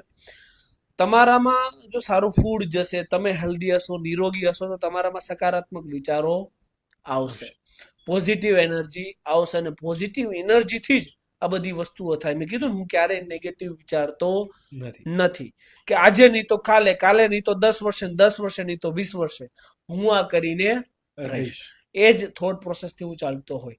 તો યુવાનોને, નેતાઓને, પોલીસ કર્મચારીઓને, સિસ્ટમમાં જોડાયેલા તમામ લોકોને મારે એ જ કહેવાનું છે કે હેલ્ધી રહો, સારું ખાઓ, સારું વિચારો. આમાંય સારું ખાવામાં 2 ઓપ્શન છે. ડાયટ વાળું તો ખરું, પણ ઓલું ખાવાની વાત આવે છે કે જો તમે બેઈમાનીનું ખાશો તો તમારે વિચારો પણ, થોટ પ્રોસેસ પણ એ હશે. ને હું તમને ખાતરી આપીને કહું છું કે જો બેઈમાનીનું ખાધેલું હશે, તમારો સંતાન તમારી ઇજ્જત કરતો હશે નહીં. એને ખુદ ની અંદર ખાને ખબર જ હશે ને કે મારો બાપ બેઈમાન છે, ખબર પડી જશે. તો એનાથી સકારાત્મક વિચારો આવે ને રાષ્ટ્ર માટે કંઈક કામ કરી શકાય. રાષ્ટ્ર માટે કામ કરવા માટે વન લાસ્ટ ક્વેશ્ચન કે ભાઈ કેવા યુવાનોની હજી જરૂરિયાત છે? અને મેં વચ્ચે પણ એક ક્વેશ્ચન વચ્ચે તમારે વાત કરી હતી કે ભાઈ નો ડાઉટ બધાને, જેમ કે મારે મેહુલ બોગરા બનવાની જરૂરિયાત નથી, બટ એવા પ્રબળ રાષ્ટ્ર બનવા માટે ઓલ ઓવર ધ ઇન્ડિયા કેટલા મેહુલ બોગરાની જરૂરિયાત છે? અગેન યુવાનને એ શીખવું જોઈએ મેહુલ બોગરા બનવાની જરૂર નથી, પણ જો મેહુલ બોગરામાં કંઈક ગમતું હોય તો મેહુલ બોગરા પાસેથી કંઈક લેવાની જરૂર છે. Again second thing is that કે કોઈ પણ વ્યક્તિ 24 કલાક રાષ્ટ્ર રાષ્ટ્ર રાષ્ટ્ર ના કરી શકે. એવા અમુક લોકો જ હોય, કારણ કે ઘર પરિવાર હોય, જવાબદારી હોય. વ્યક્તિના જીવનની અંદર 365 દિવસ આવે, 24 કલાક આવે. કદાચ જેની પાસે આઈફોન હોય ને સ્ક્રીન ટાઈમ જોઈએ ને તો ઇન્સ્ટાગ્રામ ને રીલો સ્ક્રોલ કરવાની 4-5 કલાક હોય, તમને ગેરંટી સાથે કહું છું, રાઈટ? તો એમાંથી 1 કલાક માત્ર, એક દિવસની 1 કલાક નજીવી છે. ચાલો 1 કલાક છોડ દો ને, એક દિવસની એની અઠવાડિયાની 1 કલાક તમે રાષ્ટ્રને આપી શકો તો મહિનાની 4 કલાક થઈ, 48 કલાક થઈ. વર્ષની તો વર્ષના કેટલા? 2 દિવસ થયા. વર્ષના ખાલી 2 દિવસ રાષ્ટ્ર માટે આપવાના છે. એમાં શું કરાય, શું કરી શકો? તો કે આજુબાજુમાં કોઈ વ્યક્તિ દેખાય છે તમને જેને ખાધું નથી, પીધું નથી, ભૂખ્યો સૂતો છે, તો ખવડાવો. રાષ્ટ્રનું કામ છે. તમને દેખાય છે કે હું ભણેલો છું, ગ્રેજ્યુએટ છું, મારામાં શિક્ષણ છે, તો તમને દેખાય છે કે આ વ્યક્તિ છે એ બિચારા અભણ છે, આમને શિક્ષણ નથી મળી રહ્યું, નાના બાળકો છે, શિક્ષણની જરૂર છે, તો આપો. પ્રાઇવેટ કોચિંગ આપવું જોઈએ, રાઈટ? એ પણ રાષ્ટ્ર સેવા છે. બધા કોલર જ પકડીએ કે એવું જરૂરી નથી, એ પણ રાષ્ટ્ર સેવા કહેવાય. અગેન તમે ડોમિનોઝમાં જાઓ, મેકડીમ જાઓ, ખાવા જાઓ, બહાર કોઈ માંગવા વાળું છોકરું દેખાય, ખવડાવો. એ પણ રાષ્ટ્ર સેવા છે. તમે તમારા ગામ, તમારા સૌરાષ્ટ્રમાં કોઈ જગ્યાએ રહેતા હોય, તમારી પાસે બહુ જાજા રૂપિયા થઈ જાય, રાઈટ છે, તો તમારા ગામમાં તમારો જે સરપંચ છે એ નથી કરી શકતો, તમે કરીને બતાવો. એ પણ રાષ્ટ્રનું જ કામ છે. તમારો સરપંચ જો ભ્રષ્ટાચાર કરે છે અને સહાયો ખાઈ જાય છે તો એક આરટીઆઈ કરો. એ પણ રાષ્ટ્રનું જ કામ છે. અને બધા માટે જાગૃત થવાની જરૂરિયાત છે. અને તમારા આજુબાજુ કચરાના ઢગલા છે, ગંદકીઓ છે, તો એસએમસી માં આપણે એટલો ટેક્સ ડેકોરેશન માટે તો ભરતા નથી, તો એસએમસી ની એપ્લિકેશન ખોલીને એક ઓનલાઈન કમ્પ્લેન જ કરવાની છે. કરો, એનું ફોલોઅપ લો કે શું પ્રોસેસ થઈ છે. એ રાષ્ટ્રનું કામ છે. અત્યારે આવડી મોટી રેલી થઈ તો પીએમઓમાં અરજી નાખો, આરટીઆઈ કરો, તમે અહીંયા રેલીમાં આવ્યા હતા, કેટલા રૂપિયા બગાડ્યા, અમારા કેટલા પૈસા ટેક્સના ધુમાડા કર્યા. એ પણ રાષ્ટ્રનું કામ છે. બટ આવું કોઈ પૂછતું જ નથી, આવું કોઈ કરતું જ નથી. એને કરવું છે પણ ખબર જ નથી. ખબર હોય કે ના હોય, પણ none of have a time. Time શેની માટે છે તો કે સોશિયલ મીડિયામાં ટાઈમ પાસ કરવામાં, ને પછી કદાચ રાત્રે 10 વાગે મિત્રો આરે ગલ્લે બેસીને માવા છોડવામાં. જો આમાંથી ટાઈમ યુટિલાઇઝ થશે તો 100% એક સુદૃઢ રાષ્ટ્રનું નિર્માણ થશે. અને આવા રાષ્ટ્રનું નિર્માણ કરવા માટે તમે જે પ્રમાણે હમણાં 1 કલાકની કેલ્ક્યુલેશન આપી એ પ્રમાણે જો વર્ષના 2 દિવસ આપે, એ 26મી જાન્યુઆરી અને 15મી ઓગસ્ટ ભલે ના હોય, ત્યારે તો નો ડાઉટ આપણે તહેવાર સેલિબ્રેટ કરવાના છીએ, પણ આ રીતે જો 2 દિવસ આપ્યા તો ડેફિનેટલી 1% બદલાવ આજે આવશે તો એ 10 દિવસ પછી 10% થશે. ધીરે ધીરે એ હંમેશા ગ્રોથ થવાનો છે. અને એ જ આખા પોડકાસ્ટનો ઇન્ટેન્શન છે કે ભાઈ લોકો પણ જાગૃત થાય, લોકો અવાજ ઉઠાવતા શીખે, અને એક સારા રાષ્ટ્રનું, વિકસિત રાષ્ટ્રનું જે સપનું આપણે જોઈએ છીએ એ આપણે આપણી આંખેથી એ જોઈને જઈએ, બીકોઝ આ સદનસીબ આપણને મળ્યું છે અને આપણે જોઈશું.